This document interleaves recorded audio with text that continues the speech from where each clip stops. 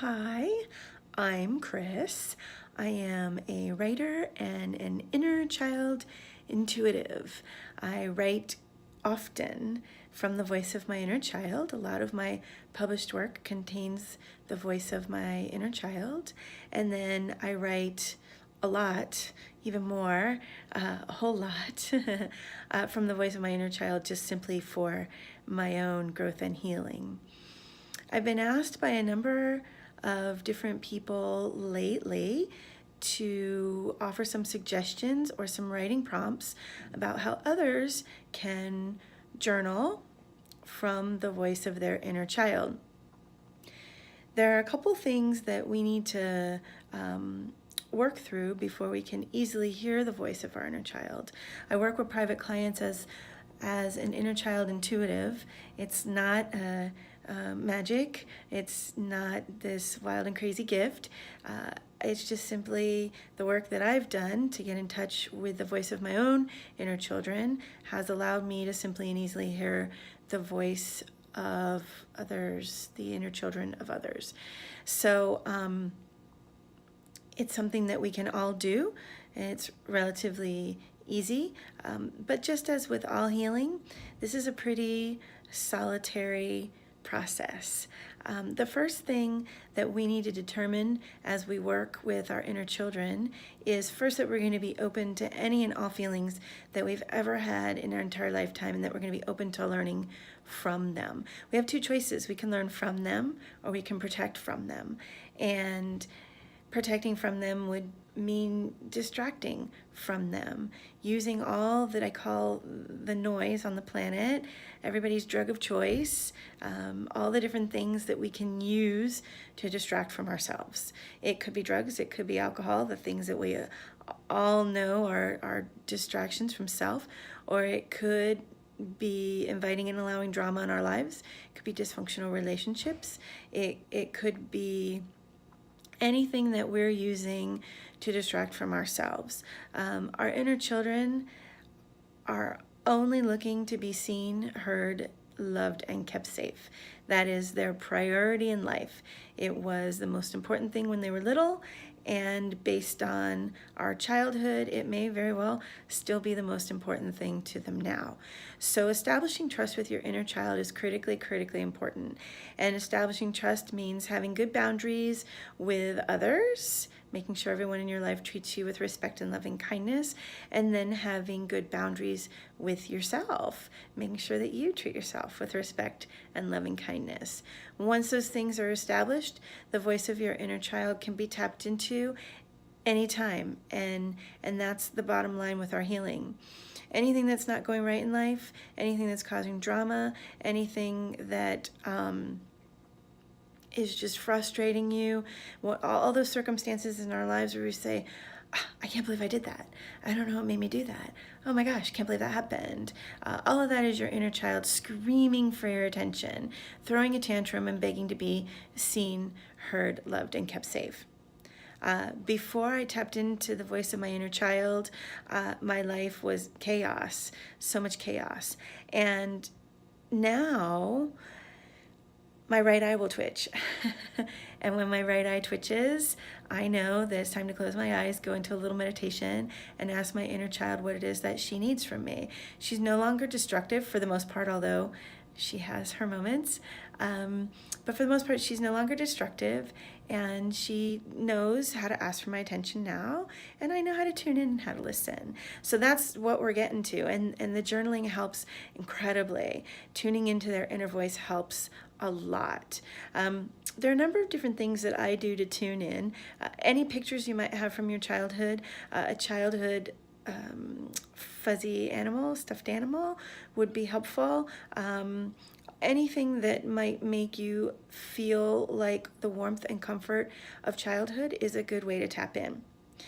But if those feelings are elusive to you and you're struggling and you're trying to get to the voice of your inner child maybe for the first time, the first thing that you need to do is to never, ever, ever question anything that pops up into your mind. Nothing is ever wrong. Whatever feelings you're having, you're allowed to have them. And you need to not only know this as you're having them, but you need to reassure your inner child that everything is absolutely okay always. And so as you begin to gain the trust of your inner child, you just want to tell them, whatever pet name you want to call them. I call mine Baby. Baby, you're safe. I'm going to keep you safe. You're never, ever, ever going to be hurt again. And anything you have to say to me, absolutely anything is okay. And I'm here for you. And I believe absolutely everything you say. And I'm open to it. And please just tell me what it is that you're feeling. Sometimes if you hug on that little stuffed animal, you can either help to soothe your inner child, or you can treat it as your inner child. Either way, and whatever works for you, whatever is most comfortable. But when we're looking at journaling these feelings, the first thing we need to do is to be able to put a name to the feeling. And when we're really, really angry at something that happened, it doesn't really matter what it is that happened, but we always need to go to the root of the feeling. So if you've ever heard that lovely saying, anger is sad's bodyguard, yeah, anger is a wonderful, wonderful distraction from what hurts. And so allowing ourselves to be angry is really just angry at others quite often is just really a great way to distract from sadness and what hurts us. So you want your inner child to be able to give you all their feelings. That's the goal. You want all the feelings of the inner child, because so many of those things from the past are still hurting us. And until they're given to us to reparent and to heal, they're going to stay there, and they're going to continue to wreak havoc on our lives. So first thing you need to do is you need to name the feeling. And the second thing that you need to do is be able to feel the feeling. I struggled with this for a really long time. And so I would go on Pinterest or Google Images or whatever, and whatever feeling I was having for the day, let's say I was sad, I would just type in sad quotes, and I would start reading the sad quotes until literally I was brought to tears, until I was just a massive crying, bawling mess. And then that's when you're getting to your inner child. That's when you get into the good juicy stuff that you can work with. But you need to name the feeling, put your meditation hat on, go inside, what are you feeling today? And give a name to that feeling. And then you need to feel the feeling. You need to expel all of the feelings that are being held behind this massive wall that you're spending your life holding up. And holding up that massive wall takes ridiculous amounts of energy. It's exhausting, and it's something that we need to tear down. So name the feeling. Today I'm sad. And then go into the feeling. If you need to read quotes, if you need to remember something that happened to you, whatever it is. But for sad feelings, you need to feel them. You need to be sad and crying through this exercise. And then you need to run free with it. And you need to tell your inner child, whatever it is, you can share it with me. You're safe now. I love you. I see you. I hear you. Please share it with me. I'm here for you. And you judge nothing. And anything that comes up and that comes out, let it come up and let it come out. The moment it comes up, stop in that moment and pay attention to your inner child. Complete and total undivided attention, exactly as you would to a small child who's hurting. Your inner child is injured, and it's time to help them heal. I was sitting alone having dinner in a restaurant one night, and I was feeling really, really sad. And I just whipped out my phone and I typed, I'm feeling sad because, and I questioned nothing and I just let it flow. And in the blink of an eye, I looked and I had a list of 250 reasons I was feeling sad. And I was like, wow, okay, I was way more sad than I thought I was. And all that stuff had to come out. When you're done writing, you need to read it. When you're done writing, read it to yourself for sure. If you have a trusted friend, read it out loud. You go right back into that feeling. More work, more tearing down the walls, more vulnerability, more connection. Connection not just to self if you read it to yourself and you expel that feeling on your own, but connection to others if you read it to someone you trust or to a trusted therapist. All these things are incredibly, incredibly helpful. So there are also some meditations that work great. John Bradshaw, who is the father of inner child work, the author of Homecoming, and a lot of other inner child publications, has a great meditation for getting in touch with your inner child. I've posted the link to that meditation in the summary under the video. And so going to that meditation, going to your childhood home, helping your inner child to deal with whatever things may have happened around that time in your life, all very, very helpful. All things that will help you name the feeling, feel the feeling, and then run with the feeling, whatever it is that needs to be felt. So that meditation is great and super helpful. There's also the option, and I type a lot on a computer, on an iPad, on my phone, and I find that I have been able to completely free the feeling.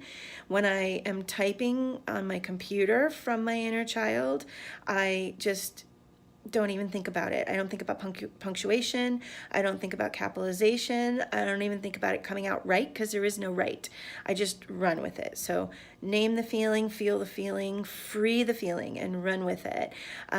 But if you write with a crayon and your non-dominant hand, a lot of people find that that's a super helpful way to tap into their inner child. So the stuffed animal helps, the childhood pictures help, the meditation posted below helps, the crayon with the non-dominant hand helps. All the things that we can do to go find the feelings that are elusive, that are stuck, that are holding us back. And it's our inner child that's doing that. You have got to name the feeling. And it's tough. We're not encouraged to feel in this world today. So naming the feeling alone can be really, really challenging. Again, I find Pinterest and Google Images really helpful. I just type in little pieces of what I'm feeling, and then I go find readings about them, quotes about them, articles about them, until I'm a crying massive mess. Works great. And then also the writing and the reinforcement to your inner child. When you're talking to your inner child, you want to close your eyes. You want to go inside. You want to see them. You want to feel them. You want to feel them hugging up to you. You want to feel their head laying on your chest. You should be able to feel their tears. They've been waiting for this their entire life, and now you're there for them, finally. Usually they're really, really excited that finally, for the first time in their life, they're being seen, heard, loved, and kept safe. So this journaling exercise is incredibly, incredibly powerful, and it can also be intermingled with the voice of your adult, depending on what it is that you're trying to work on. But the bottom line here is a trust exercise, trusting self. It is where we finally stop abandoning ourselves and we go back to the pieces that are left alone. And we tell them how important they are to us and how worthy they are of love and healthy attention. And we give it to them.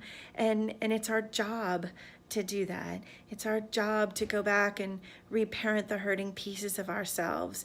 And writing and journaling is an incredibly helpful way to do that. So I hope that this helps. I hope for those of you who asked for this, who are in between therapy sessions and looking to do work on your own, I hope that this has been incredibly helpful. Please do the meditation in the information section below. I've also posted some links to some books and some articles that might be helpful. And please, if you have any questions, let me know. Your inner child is so thrilled that you are finally tuning in. Again, the havoc in your life, the chaos, the things that don't work, that's all the pieces of you begging for your love and attention. And when we finally give it to them, 90% of the time, they're on best behavior. They'll simply tap you on the shoulder or make your right eye twitch, which is what happens to me. And then we can easily tune in without having to be destructive with ourselves and others. So, namaste, aho, love and light. Your inner children are thrilled that you're finally coming home to them.